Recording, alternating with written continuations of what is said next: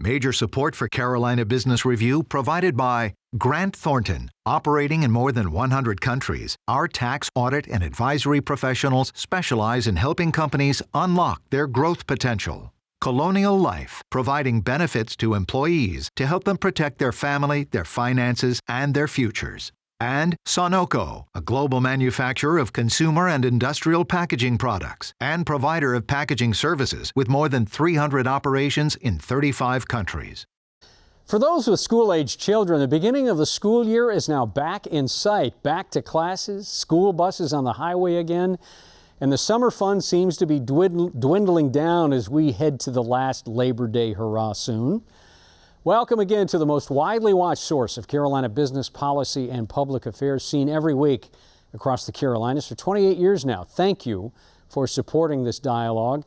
As we have an eye toward the fall, business, community issues, commercial activity all come back into sight. What are those issues that are key to know now? We'll start our dialogue in just a moment. And later on, the president and chief executive officer of Charleston-based BenefitFocus.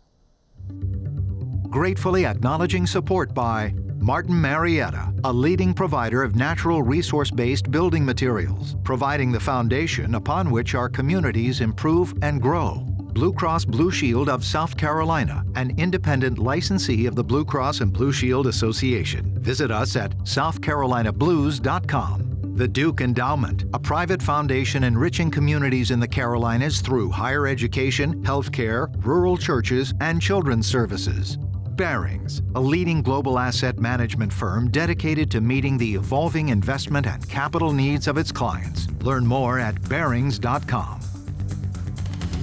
On this edition of Carolina Business Review, Andrew Holton of Rivermont Capital, Susie Shannon of the South Carolina Council on Competitiveness, and special guest, Ray August, President and CEO of BenefitFocus.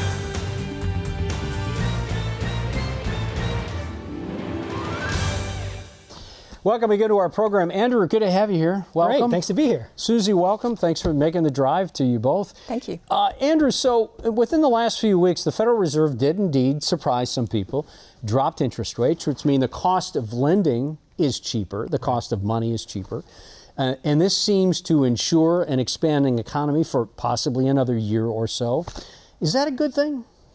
Boy, it's a great question, Chris. I mean, I think that I know a lot of people that I work with, and it's primarily in the real estate space, are kind of ready for the correction to begin. We've been talking about it now, I feel like, for 2 or 3 years. Right. I mean, I feel like this is the longest 8th or 9th inning that I've ever experienced. And so I think folks are feeling like, okay, we know that there's going to be some pressure somewhere. And I think that when the Fed makes these sort of monetary policies, there's a lot of good that can come out of it, but I think that it also makes people feel like we're just sort of on the edge of the cliff for a little bit longer. Yeah. In some of our work with banks, we've realized that, banks are starting to take a cautious look at their sort of lending practices. So I don't really have a good sense of what the rate adjustment is going to do for whether they open up their lending to projects like what we work on. But I do think that there is a sense that it's coming. Let's maybe get it over with, and we're perhaps prolonging the cliff.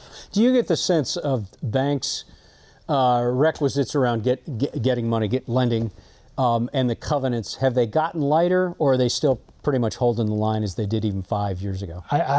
We've experienced that they're fairly consistent with what they've been, and especially around certain real estate asset classes, we've seen the tightening of the lending comfortability and folks, I think, getting ready for the next wave. Yeah. If you overlay on top of that, Susie, the fact that in South Carolina, of course, the state has done a fine job, no doubt, building up industries, aerospace, automotive, they're heavy manufacturing. And in banking parlance, they'll call that highly concentrated positions. Are you worried about that at all? Especially given some of the trade back and forth? Well, I think what's going on with the trade issues and the tariff issues is a tricky situation. In South Carolina, our Department of Commerce and our governor's office, I think they've sort of taken the approach to collect information from the companies about the total impact on the companies, on the industries at large, and then take it to Washington to relay that information and to maybe try to offer solutions. I think the sooner all of this gets resolved, the better off we'll all feel. And at that point, you know, perhaps some of the solutions could be we get some export trade credit, for instance. South Carolina is a very export-heavy state. We've got a lot of cargo that moves through our Charleston Harbor port. We enjoy a lot of foreign direct investment in the state, and we're a very globally competitive when it comes to exports. So the hope is we'll be able to sort of turn that around with some of the solutions. So how do you delineate between the worry about what trade is going to do and the actual statistical evidence of what it is doing?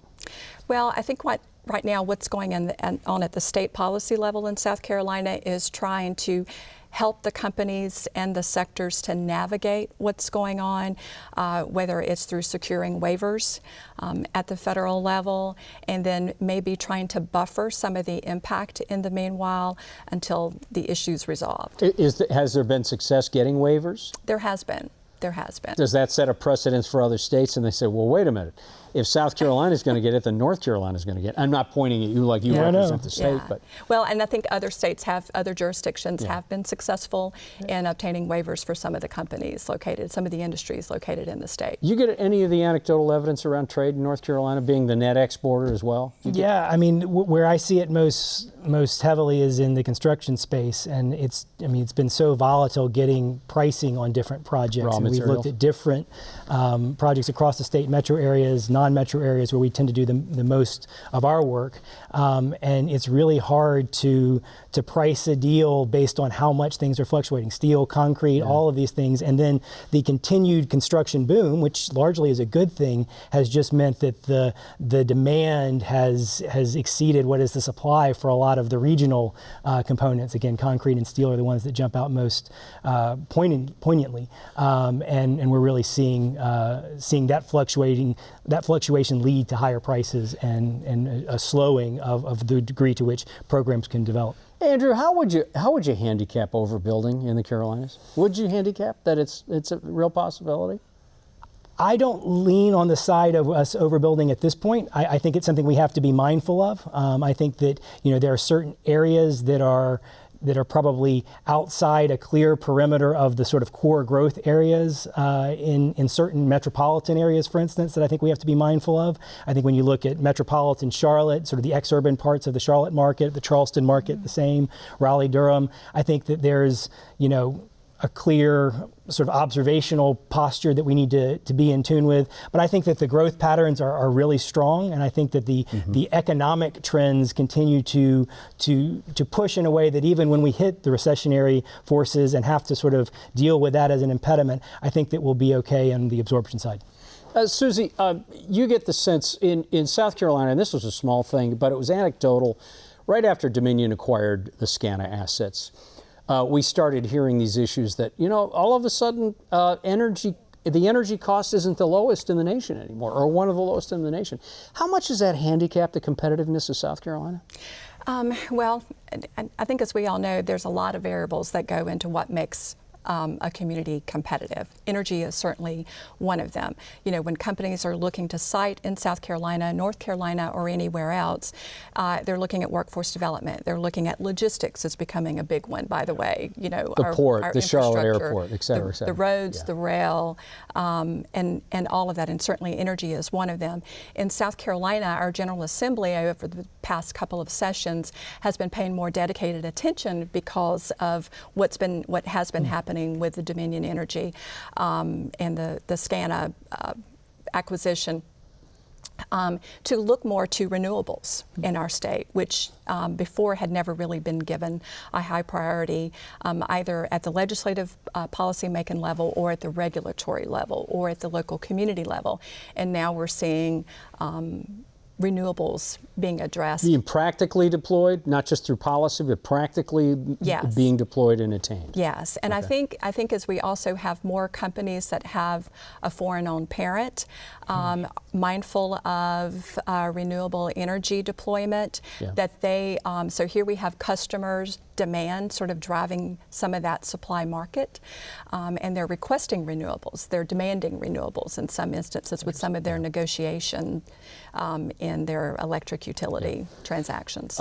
Andrew, back to North Carolina, specific to the old North State. Governor Cooper, in the middle of the summer, signed into law House Bill, I have to read this, 664. It codifies one of the highest educational attainment goals. It's called My Future NC. Much fanfare, a lot of excitement about it. It seemed like is partisan supported on both sides of the aisle. I guess the question is, as North Carolina celebrates this bill and this direction, how do you enforce it? How do you make that happen?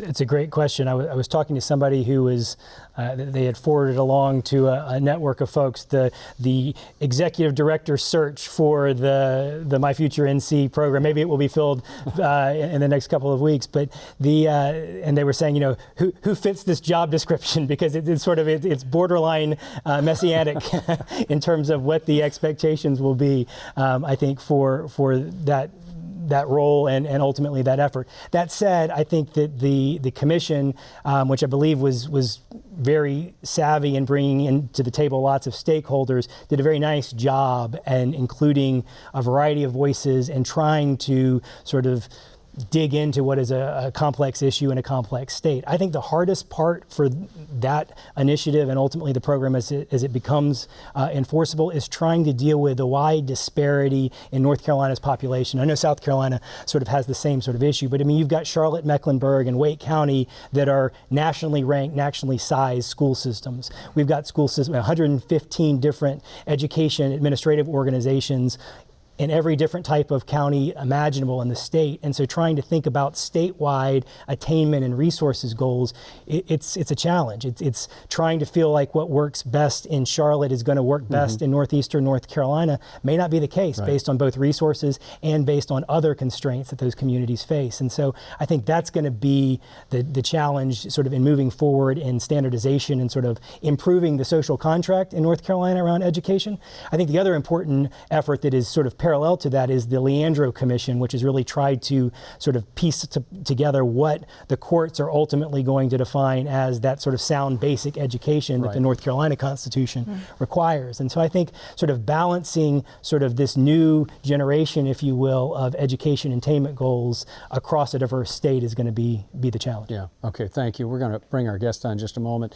Before we do that, coming up on this program, Dr. Patrick Conway's been here before, and he's coming back. He is the president, CEO, rather, of Blue Cross Blue Shield of North Carolina, a very busy man, a pediatric doc that still practices on the weekend, but yet runs one of the largest blues, if you will, in the country. And also Lou Kennedy, CEO of Nephron out of Columbia, will also be joining us again. You don't have to work at a large or even a mid-sized company to understand the coordination and the successful delivery of things like employee benefits, healthcare, dental, retirement, child care, employee assistance, etc., is very complex. It's like putting a sweater on an octopus.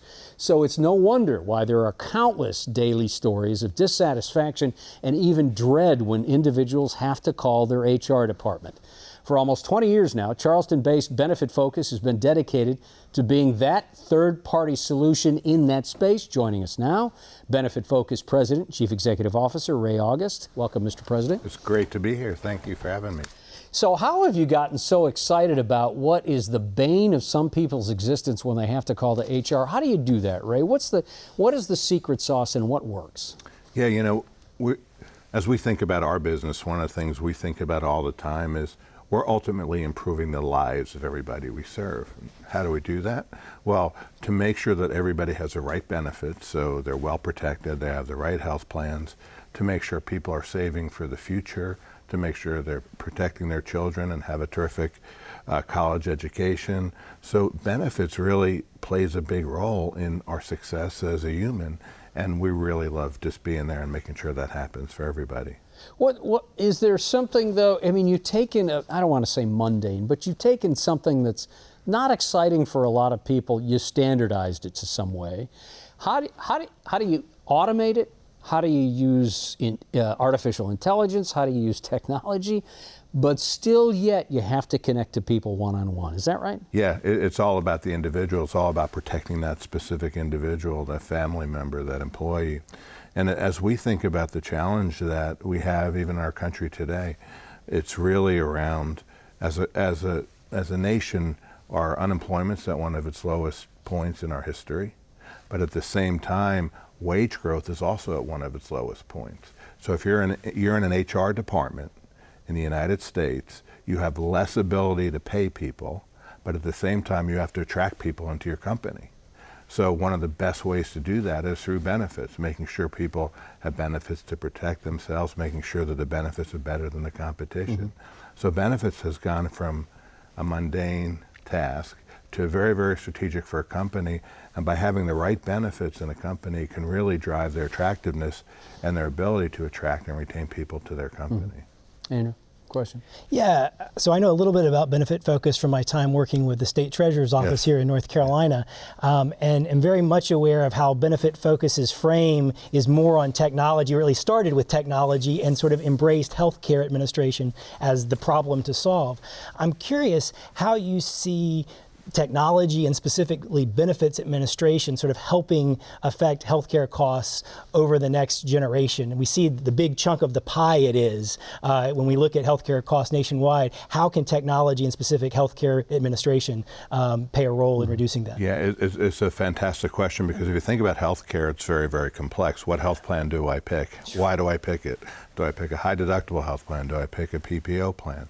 And our solution with the use of artificial intelligence, we help that employee make the right choices for their family. So we look at what were the claims they had in the last year. Are they have this amount of claims going forward if they look at their situation? We help them select the right type of products for them and their family to ensure the maximum protection at the lowest possible cost.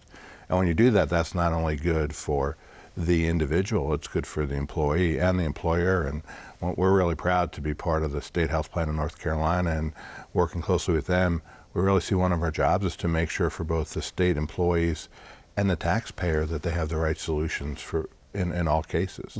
Excellent, thanks. Susie? Ray, so the South Carolina Council on Competitiveness, part of our role is to nurture emerging industry sectors, even established industry sectors across the state, and helping connect them with workforce education development strategies, peer networking, as well as creating a competitive business environment. So, and R&D, so it pretty much runs the gamut. BenefitFocus is such a success story in South Carolina. I mean, how do we take your experience and put it through in such a way that would allow us to help others to get going, and just as importantly, grow as fast as you all did? Yeah, we're really proud to be part of the Carolinas. In South Carolina, we have a major facility in Daniel Island in Charleston, but also we have another significant facility in Greenville where we have over 200 engineers that build our solution. And we just see it as a great state and a great place to have a high-tech company.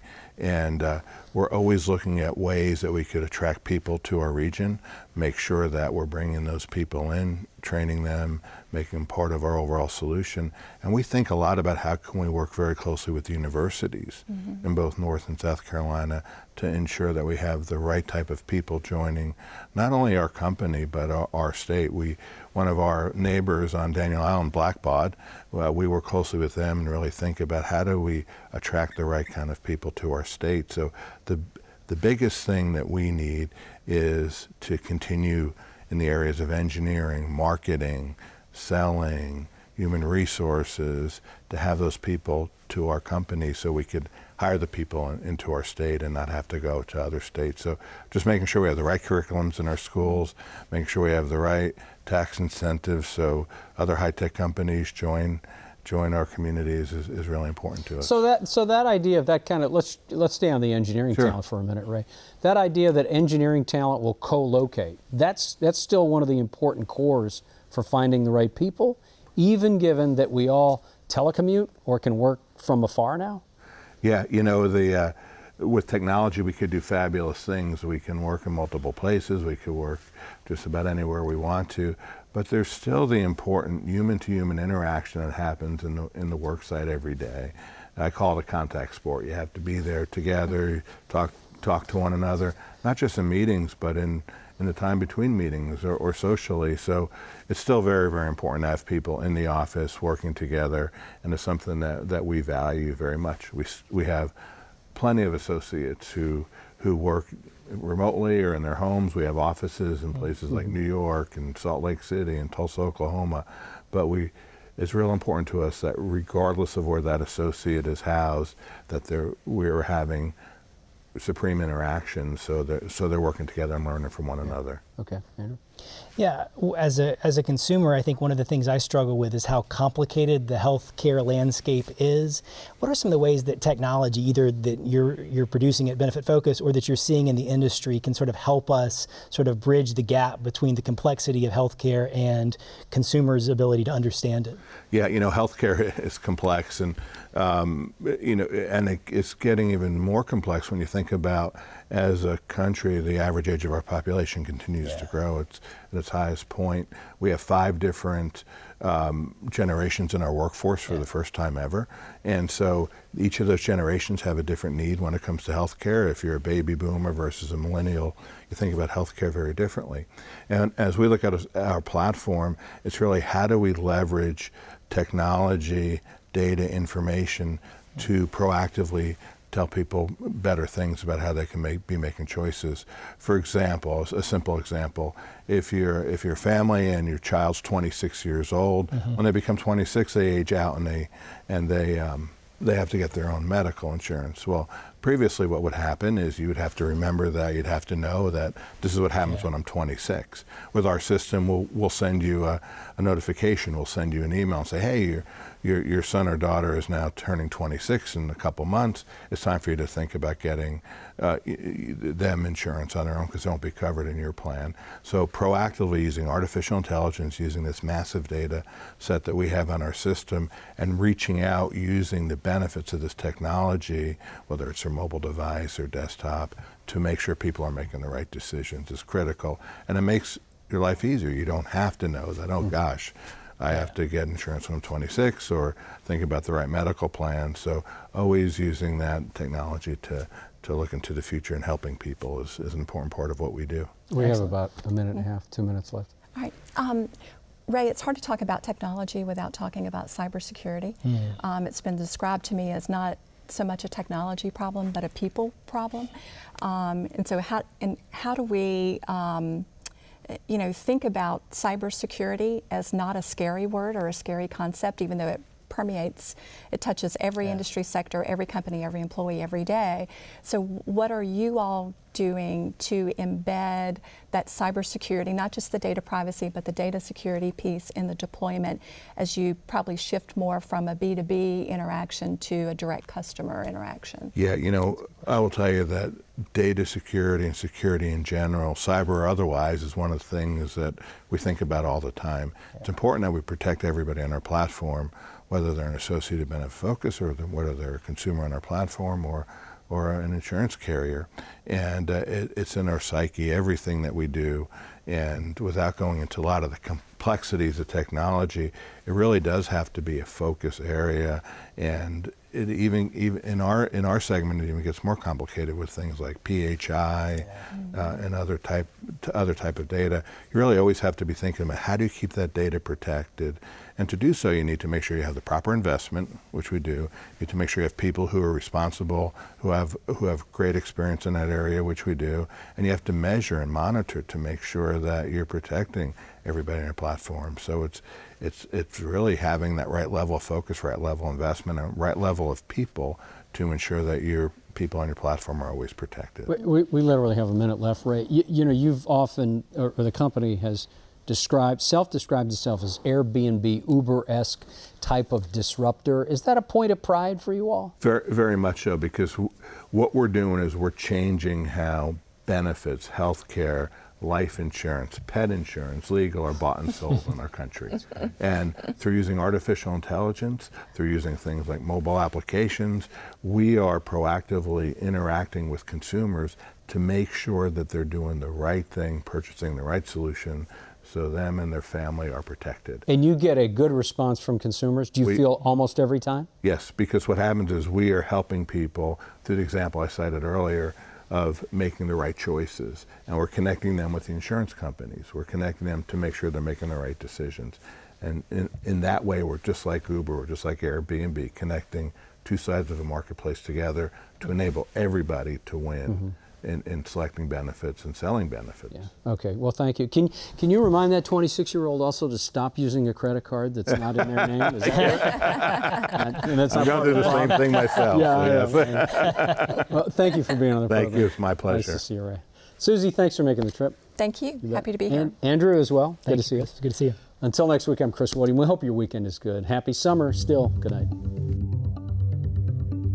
Major funding for Carolina Business Review provided by Martin Marietta, Colonial Life, the Duke Endowment, BARINGS, Grant Thornton, Sonoco, Blue Cross Blue Shield of South Carolina, and by viewers like you. Thank you. Promotional consideration provided by Business North Carolina Magazine. For more information, visit carolinabusinessreview.org.